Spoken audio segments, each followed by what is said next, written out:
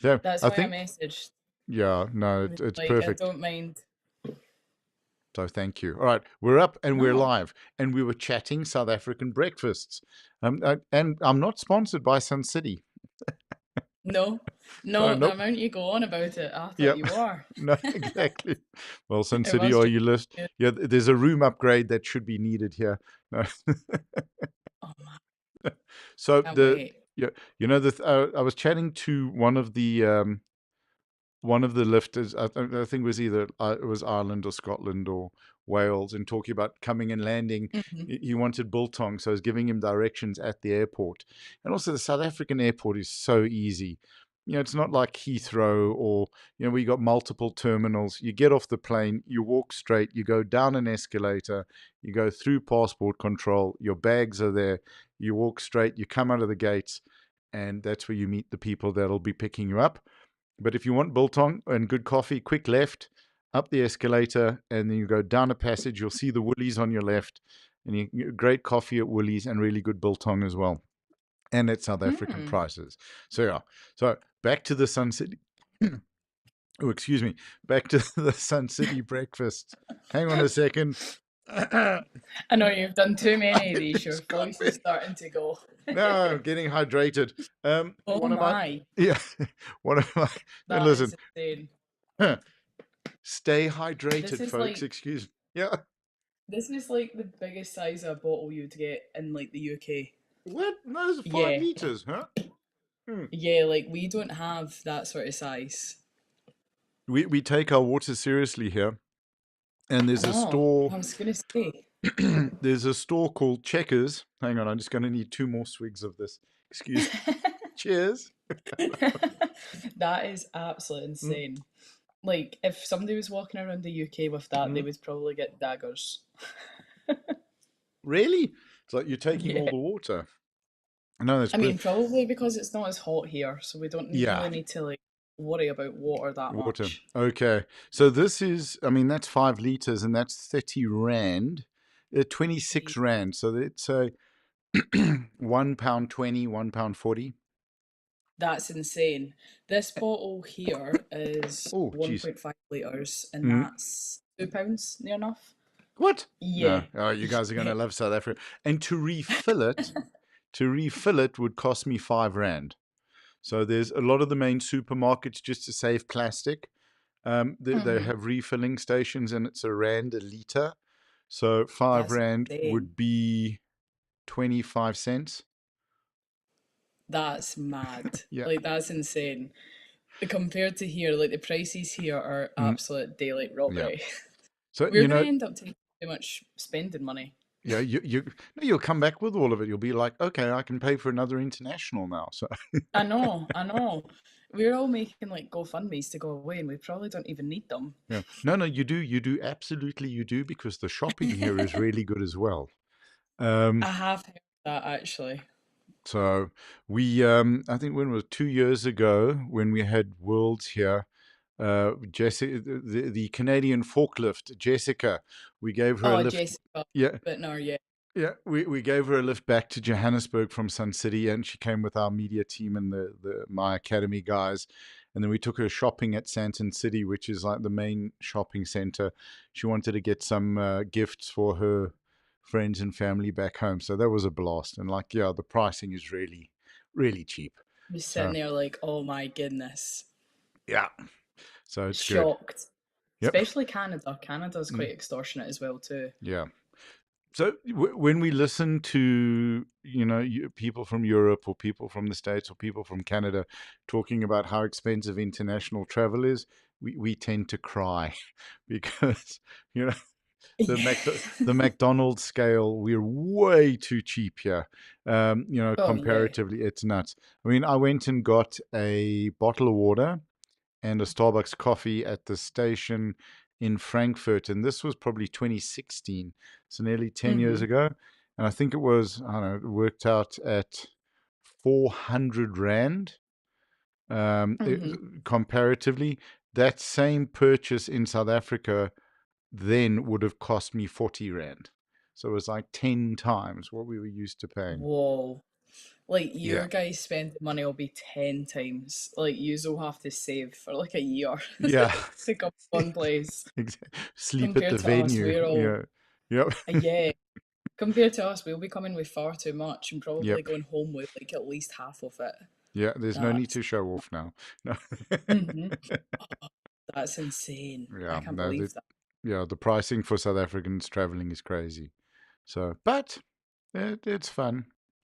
You know what? You get to see somewhere new. I think that's the most exciting part of it all. Like Yep. just going somewhere you probably wouldn't go.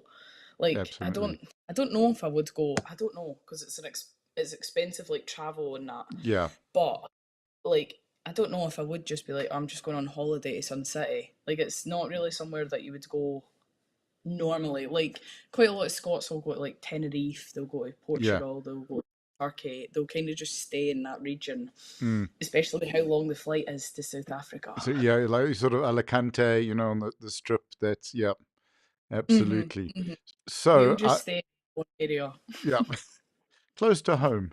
But I mean, I suppose for us also, I mean, we understand that everywhere is far for us. hmm There's hmm nowhere real close. But again, I just did a chat with Amelia Krishna, and she's the head of the Natal Powerlifting Federation. That's one of our provinces. And she was at hmm a coffee shop on the beach in the sun, in a lovely sundress, doing the Nice. interview with us. So it's fab. And I will say this about Sun City: once you've been there, you think this is where I should come back for a holiday. hmm So Like that's what my client was saying. He's obviously used to live there for ages, and he was like, mm, "You're going to come back and just think, why do I live in Scotland?" And I was yeah, like, "Don't say that. Don't say that. I already feel like that yeah. without even coming out." You okay? Well, so well, we'll talk about the kit, and that'll reignite the passion. Although I hmm suppose you can be passionately Scots and not love the weather. You know. Yeah, I think like even before I wasn't very much like into Scotland. Like I'd just be like, oh, I just live there, Mm, whatever. But I think like doing the Commonwealths and being like, oh, I'm actually representing a country has made you appreciate it a bit more. I don't yeah. appreciate the weather, but Right. like that, like I don't appreciate the weather, but like the country itself, I'm like, oh, that's actually not that Oh, bad. cool. So, what's it? I mean, let's start off on that. How does hmm it feel now representing your country? To be honest, like my flight is Wednesday coming, and Mm, I don't even feel like I'm flying. Like I don't feel like I'm even doing it right. because, like, I just felt like it was such a quick. Like we found out the end of July, and then it's like now going to be October, and I'm like, oh my goodness, I feel like I've not had time to actually process it. I feel like when I'm actually there, that's when it will start to like hit reality, and I'll be like, wow, I'm actually all the way here. When are you coming out? So my flight is on the 2nd October, so Okay. Wednesday, and I'll Right. land about 11 o'clock in Mm-hmm. Johannesburg. Okay. So And then, yeah, you'll be at Sun City by one-ish. That'll be good. a full day's travelling. You know what? I actually can't wait for a full day doing nothing. Like I Yeah. just can't wait to just sit there and just sit on a flight all day. I say that, but I'll try and move as soon as I sit down. Yeah. Okay. You're like me. I Sitting is not cannot fun. sit for longer than Yeah. 5 minutes sometimes. So you notice, like, it's also like, there we go, moving around. It's too much fun. I I, know. I think when you land, once you're in the transport, like it's fun to see. You get to see a lot of Johannesburg, and then you're sort of going on the major highways, seeing South Africa, and it's big, it's hmm expansive, and then you sort of get out of the city and you going through some of the rural towns, and then out into the bush. The city fades hmm away. You go through the Magaliesberg Mountains, and then like you sort of then on a highway, and you feel like you're in the bush. You get into Sun City, that's in a game reserve. It's in the Pilanesberg Game Reserve, and it's just hmm absolutely awesome. And like Sun City is so relaxing. It really is a holiday place. So you I know, can. I keep calling it a holiday and I keep getting in trouble. People are like, it's not a holiday. And I'm like, I know, but. So let me and maybe we could have an argument with them then, and if they want to post something in the comments, they're welcome to. But here, hmm why can you not say it's a holiday and the bonus is I get to lift?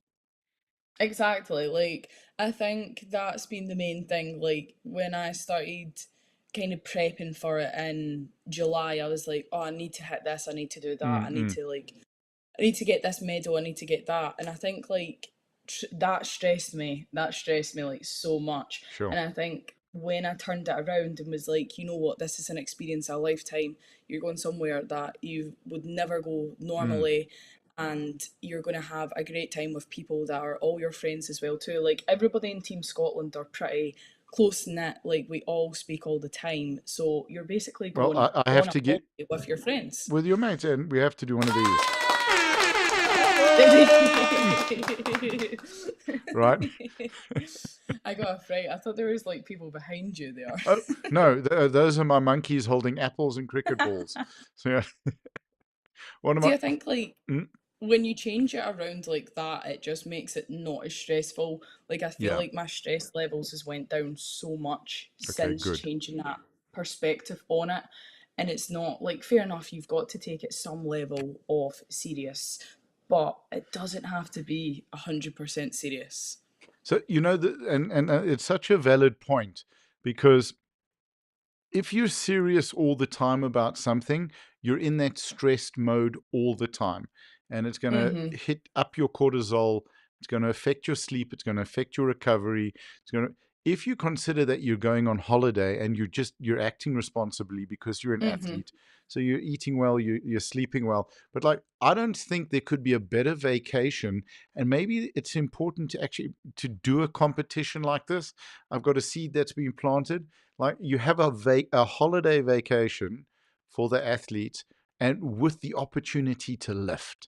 That would be such a Exactly. blast. We need to speak to SBD about making like a Hawaiian shirt themed singlet. Mm-hmm. And then, yeah, Just make it total fun. yeah, that's your deadlift slippers are like slip slops, and Mm-hmm. you can get the guys singlets with like a bikini body on it, and then the hairy belly button kind of thing. One of those. It'll be absolutely spectacular. But if you come out to a country and you're thinking you're on holiday, you're thinking you're on a vacation, but when it comes time to lift, you know that you got enough time from the way in to get your head into the game, Yeah. and Yeah, you I know. think still like making that switch. Like, Mm, you can't sit there the full time and think I'm on a holiday, because that's maybe like taking the absolute crap out of it. Like, that's yeah. maybe just going a too extreme with that. But as you were saying, like cortisol levels and all that, like the start of like August when I started prepping, I Mm, was like, it needs to be this, it needs to be this number every week, and then I need to hit this in training, I need to do this and I need to do that. And cortisol was high. Like, I don't even like, I'll admit it now. Back then I probably wouldn't, but mm, like in the middle of the night I was waking up. Like, nutrition was just absolute, like, it was not the best. Like, everything was stressing me out. If I mm, wasn't hitting a number, I was getting stressed about that. And it's just fair enough, you've got to take accountability, but I think there was just maybe a bit too much. And then it's the only thing, like, it's the only bit of advice I'd give. Like, if I could change mm, the full prep, it would just be to enjoy it. Because I think, like, the yeah. first month of prep was pretty stressful when it didn't actually necessarily need to be. Hmm. Absolutely. And it's such an important thing, the mindset in the lifting. Because I think Hmm. there are many sports that like football, 90 minutes, rugby, 80 minutes. For the powerlifters, it's that millisecond, and it's those Yeah. millisecond decisions on the way down and on the way up that you have to do. And when you have the resilience around that, then you know that you can push it. And Yeah. I think that you shift your mindset from coming from work into the gym, right? So you're in a work Hmm. mindset and boom, you're 100% committed in the gym. I think personally, I don't want to get into trouble with Will. Um, I'm looking around for an orange beanie. Um, I know, I know. Or the dungarees, one of the yeah, two. yeah, yeah. So you can be on holiday, and when the day comes, when the time comes, you wake up, your head's in the game. You got your weigh in, you got your warm up. You get out onto the platform, you do what you got to do. You get your kit on, you get your medal or medals, get off, and then back into holiday mode or helping out with the rest of the Yeah. team. So Yeah, whatever you I want to think do. like as long as you know how to do that switch, Yeah. then it helps. If you aren't necessarily good at that switch, then maybe I would say take it a wee bit more Mm, serious if like you struggle to get in that mindset. Because I do think mindset's something that does take a while to get used to. yeah. Like I think like a year and a half of lifting, it took me ages to get into a mindset of being on the comp day compared to like just a normal training session. Mm-hmm. Like I would be in comp sitting chatting to people and my temp would be next and I'd be asking people what they're having for their dinner that night. Like I do think Yeah. it takes a while Nothing to wrong get with used to that. that. Yeah. Nothing wrong with that until you nearly miss your attempt because you're still chatting as well Yeah. too. I think like not taking yourself Mm, too serious and also just having a level of serious as well. It's yeah. just that balance trying to figure it out as well too. Because the thing is you can take yourself 100% serious, but the only issue is if things start to go wrong, you're going to think what was the point? Mm, Like what mm-hmm. was the point? Like I've came to this country, I've not really enjoyed the experience because I've not allowed myself to enjoy myself, and I've just came and the comps maybe not went to the best. Whereas you could be like, I've actually enjoyed myself. Fair enough, the comp wasn't the best, but Yes. I've came to this new country and it's actually the comp is what it is. It's a learning curve. Like everything is a learning curve. Absolutely. And you know that, and then you take that positive feeling away with you for your next comp. Hmm. I mean that Hmm. that's kind of powerlifting, right? As soon as the comp's done, it's the next comp prep begins, I and know, you like straight in. a lot of people from Britain, quite a few will be doing the Commonwealths, and then Mm. like 4 weeks later they'll be doing British. Yep. So and then Home Nations is And in home another. nations. Yeah. Yeah, so it's pretty much back to back. So if you get too hung up on one comp, you're not really going to progress that Yeah. much for the comp as well too. Like I think obviously strength is the main component, but a lot of it is mindset. Yeah. I think the athletes who are coming to Commonwealth, the athletes that I've spoken to, at this level, you've got the mindset, Hmm. Yeah, and you've got the coaching backup as well, and the backup of your team. yeah. Like as much as we all slate Will and all that, and we all have a laugh with him, I don't think there's somebody in SP that would be better to come out with Mm. us. Yeah. He's had so much years experience. Like, Will's literally been around. I think he's been in SPs longer than I've been alive. Like that man's never not been in that sport. Yeah. It's so cool. And he's just very like he does have that balance of you can have a laugh with him, but when it comes to seriousness, he will be serious as well too. And Mm, that's what you mm. kind of need. Because I know sometimes as a coach it can be hard to somehow be a bit lenient, but also be a bit forward as well too. Because sometimes when you're a bit forward, you feel like you're maybe being a bit rude or a bit mean, but it's just trying to get that boundary set. Yeah. And I think, and particularly, I mean, with athletes that you may not have worked with or gotten to know over time. Hmm. So, Yeah. yeah. I think we were chatting to a one of the Welsh team yesterday, and excuse me, and shush, we were both losing the voices. Louis I know. Warren, I don't yeah, know why. I chat like all day, but the minute that I'm on a call, my voice will start to go. yeah. So just that you got to relax the chest muscles and the I abs. know. Yeah. So, Then all uh, croggy.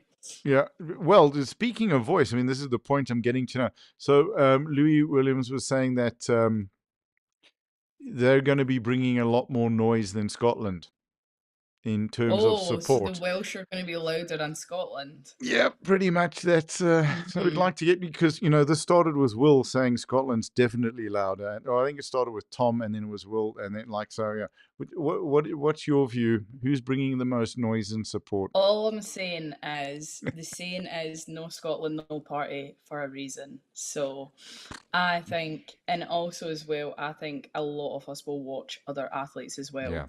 Like I've actually moved my safari date to watch some people as well too. So Oh, well, I yeah, have. it will be loud. Oh. That is so powerlifting. That's awesome. Yeah, Hey? I know. But yeah, we will definitely be the loudest. Like Scottish people are so loud without even meaning to be. Like I think some Awesome. people think we're aggressive when really we're not. It's Yeah. just like us speaking about something in maybe a passionate way.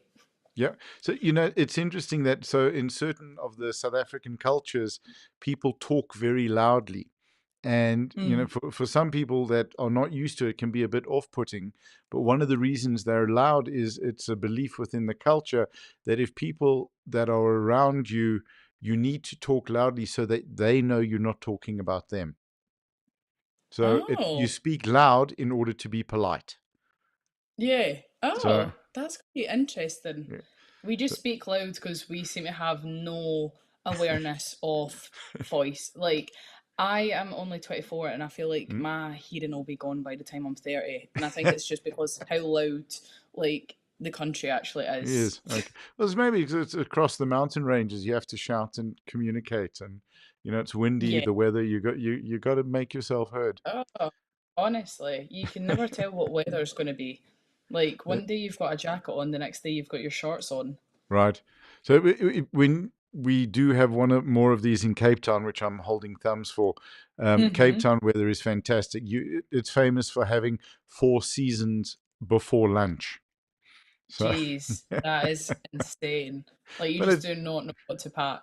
yeah, you don't. You just no. You pack everything because if you go around the mountain, different weather around which makes it awesome because on one side of the peninsula, it can be cold and wet and rainy, and you go around the other side Mm-hmm. and it's sunny. So there's always an opportunity to find a beach with sun, which is really cool. That's insane. Yeah. So, Like, yep. that's mental. Absolutely. I wanted to ask, how did you get into powerlifting? Let's chat a little bit about your journey. How did you get started? So, I basically worked in a I still work in a leisure centre, Mm, and I was working on the pool, and I was like, what do I do? Because I was kind of getting bored of lifeguarding, and I thought, I'll do my PT course. mm-hmm. Done my PT course, and I can remember like we were learning like the level three and it was like squats and deads. I can mind like the woman was just like, this is the worst form I've seen on planet Earth. Like she was like, this isn't good. Like this is awful. And I was just like, oh, that's all right, fine. But I did enjoy deadlifts. Like I wasn't really a fan of squats. I wasn't a fan of bench. So I can mind like I just kept dodging away and Mm-mm. I was an ego lifter. Like at 100% was ego. Like in my head I was like, I need to hit 100, need to hit 100. Lockdown came, literally had no weights. Like it was just like dumbbells in your kitchen. Mhm. Um, literally like a tin of beans or whatever, doing that. And then I just remember like after lockdown, I've always kind of done like competitive sports, but I just felt like after lockdown, I never really had anything to do. And it was just a case of like mental health was just absolute Right. low. Like it was so Sure. low. And I can remember as well too, like eating wasn't the best as well too. And just somebody turned around and was like, you should maybe think about doing a sport. And when you're like 21, it's hard Mm. to like get into a sport because with swimming around here, it's mainly until you hit 20. So it wasn't like I could go back into that. Other sports didn't really interest me that much. And I was like, you know what? I actually didn't mind doing deadlifts. I didn't really know it was a sport. But I can remember, I don't know if you'll know Annie Nelson from Scotland. I'd Mm. seen her on Instagram and she was like deadlifting like 200 while I'm still trying to hit 100. And I was like, oh, that actually looks pretty cool.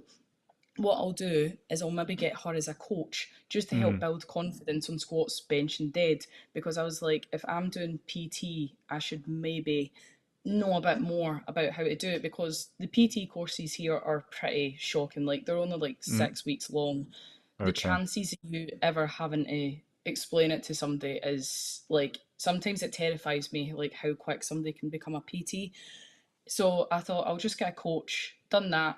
Was obviously like newbie lifter will progress so much, like so Right. much as Yes. well too.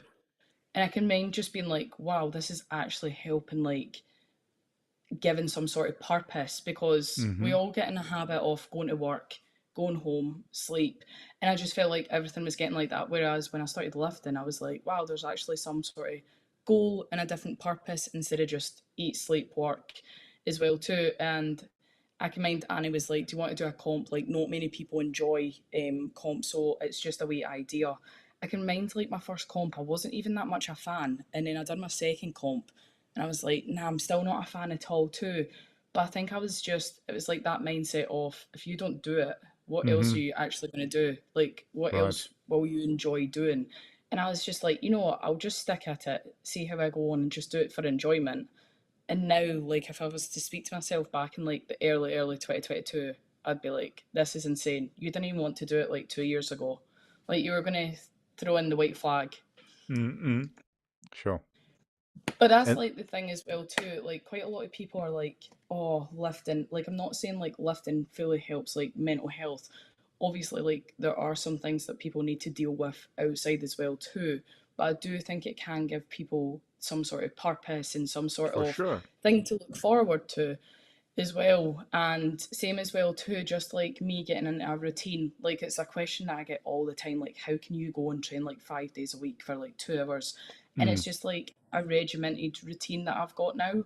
And I think that helped a lot with eating as well too, because it was Yeah. like now I have like set times of eating, and now it's like mainly like if people know me, they'll know like I eat the same thing like breakfast, lunch, and dinner near enough.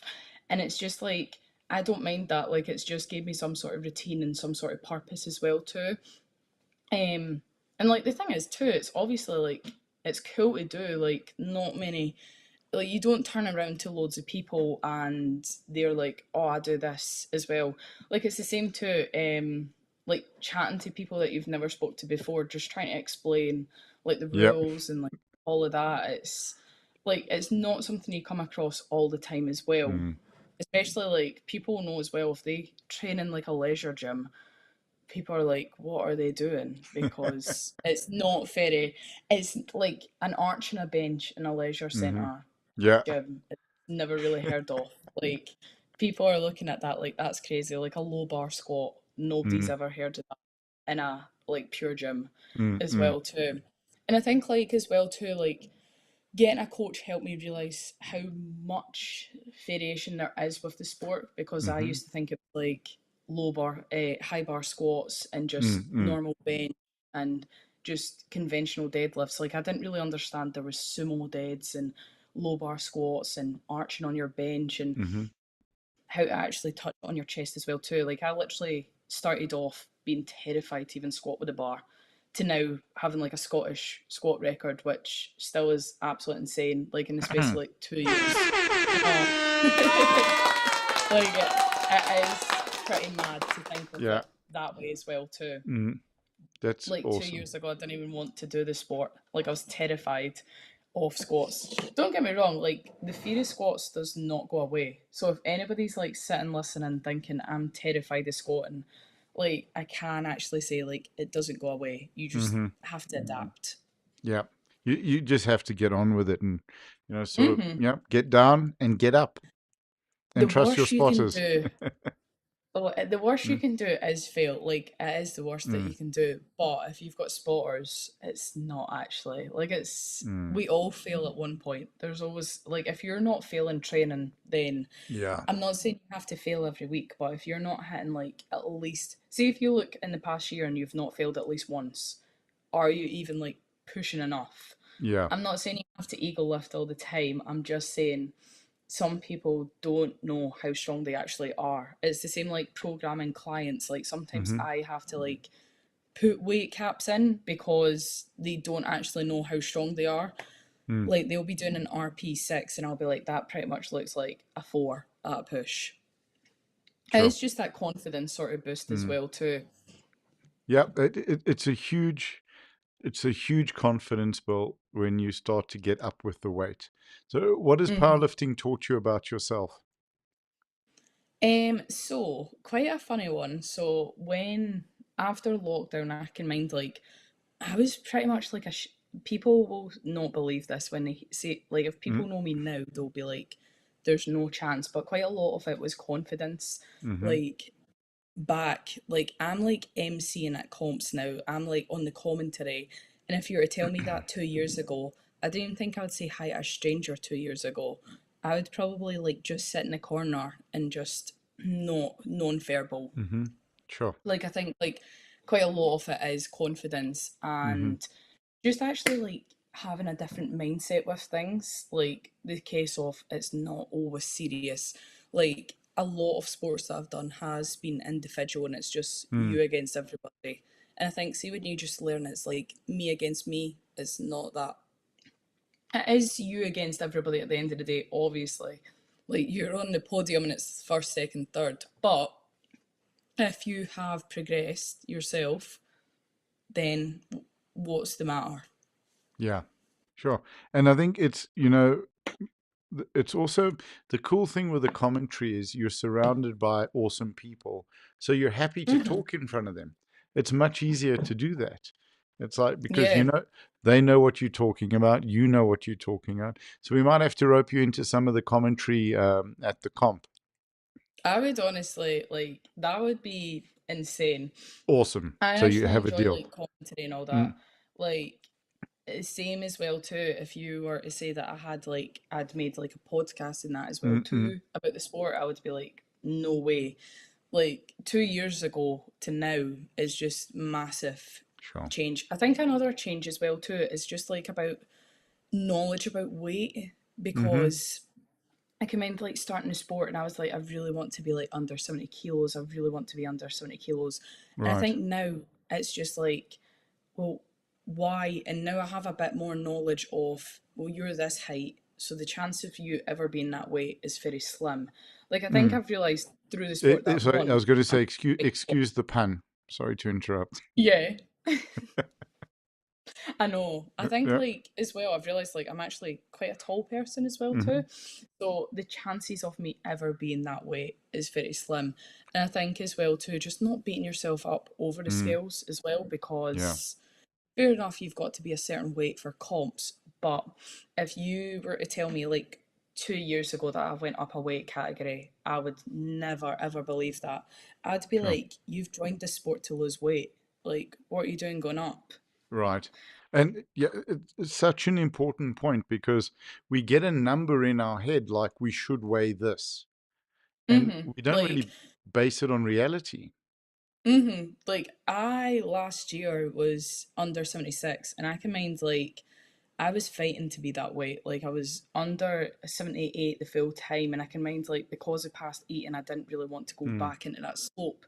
So it was a bit of how can I be 76 but still be as strong as I can. And it's the thing as well too, like I do think people say it doesn't Oh, we've affect lost. Oops. minus 84 and then as soon as I went to minus 76 I Right. can mind like strength just went massively down. Like I think I hit a squat plateau for a good year, like a Sure. good year. And Right. as soon as the weight went back up again, the squat just went back up. So a number's fine to stick with, but is it where you're most healthiest and where you're most Mm. strongest is the question. Yeah. But I think Is it. You. Oh, sorry. Go ahead. No, no, no. Mm. I just think like people, especially if you're a newbie lifter, like why are Mm. you shrinking yourself into this weight category? And I think there could be a bit more expansion on the weight categories as well too. For example, like a female that's over 5'6" is going to Mm. be in the 70 odd kilo category. Yeah. So for 84s to be like the highest one is absolute insane because all it's just teaching people to do is just shrink themselves as much as possible. So you would sort of like maybe see like a an 88, 89 sort of category. Even Yeah. like a Yeah. 90 would be fine because then there would be a good sort of distribution. But I think Mm. that's another thing as well too. Like the reason I put off going from 76 to 84 was the fact that like when you're going around, you would be like, oh, the 84s is like the bigger category. It's the people Yeah. that like just eat what they want. Like it's a conception that does get thrown around. So I can mind when I stepped on the scales and I was like 82 and I was like, oh, I don't worry, I'm going to cut down because I can't be in the highest weight category Mm. Mm. because I can't just eat what I want. And that's the thing too, like it's interesting now looking at 84s, especially like the ones in the Commonwealth. Like you've got Mm-hmm. Jodie that's like 5'11", you've got Shan that's like 5'7", I'm Mm. like 5'7" as well too. And that's the thing too, if you were to like show our bodies to people that have no experience about weight, they would never guess us as being 80 odd kilos. Like Yeah. weight just looks so different on every single body as well too. That's why I'm just like, don't define yourself by a number. Yeah. Fair enough, you've got to be in a weight category, so you are a bit defined by a number, but don't let that dictate how you look and how you act as well too.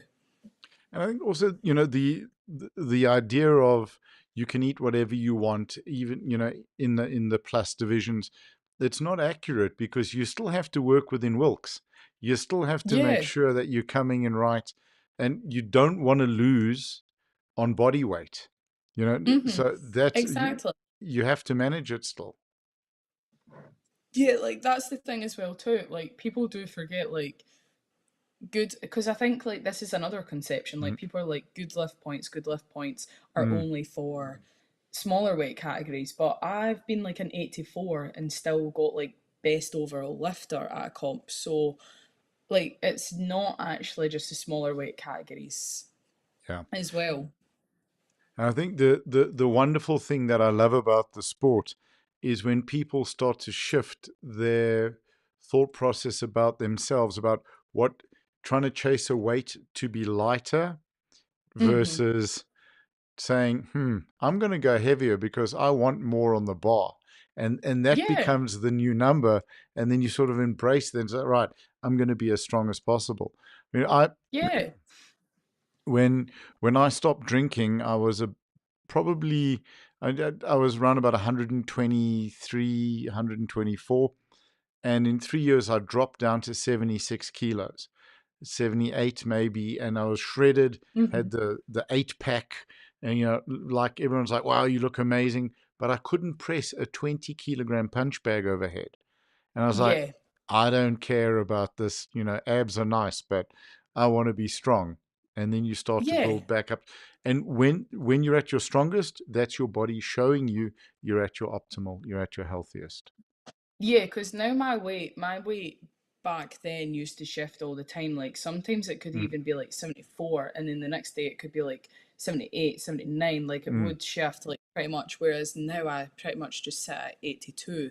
And that's when I know like this is the yeah. weight that I'm meant to be as well too. And the thing is, the misconception that I had was when I first started lifting, obviously I had no weight experience, like Hmm. barely any. So my body did not reflect. Like my body was obviously a bit bigger than it is now. Hmm. So I think going back to the same weight, but looking at the difference in body size, you're just Yeah. like, well, numbers actually isn't that much because you weigh the exact same as you did after lockdown, but you look totally different. Like you do Right. not look the same Yeah. as well. And I think like if I stayed as a 76, I would have no muscle. Like I would just generally like I looked so small back then. Like I literally Mm, look like I've ate myself in the past year, but I'm like, you sure. know what? I don't Mm, even mind because that girl could not even squat like 140, whereas now I've added like 100 kilos onto my total pretty easy. sure. And it's such a great point. And we're running out of time a little bit Mhm. because I don't want to get into trouble with Georgina Palmer. And That's all good. so I really Don't worry. thank you so much for joining us. Really, thank you for Mm-hmm. accommodating us. It's awesome. We're going to chat to you in Sun City. So we want to get you onto the commentary. There will be a lot of Mm-hmm. fun. And yeah, so I'm doing most of the commentary for the event, so which will be Lovely. cool. Absolutely. Perfect. And which Can't wait to I'll be there. yeah, absolutely likewise. It's going to be a blast. Mm-hmm. And also, like, I'm really looking forward to sharing awesome stuff about Sun City, about the venue, like with you Mm-hmm. guys, and meeting the Perfect. team. Can't Yeah. wso So I just want to say, know. So ha- close.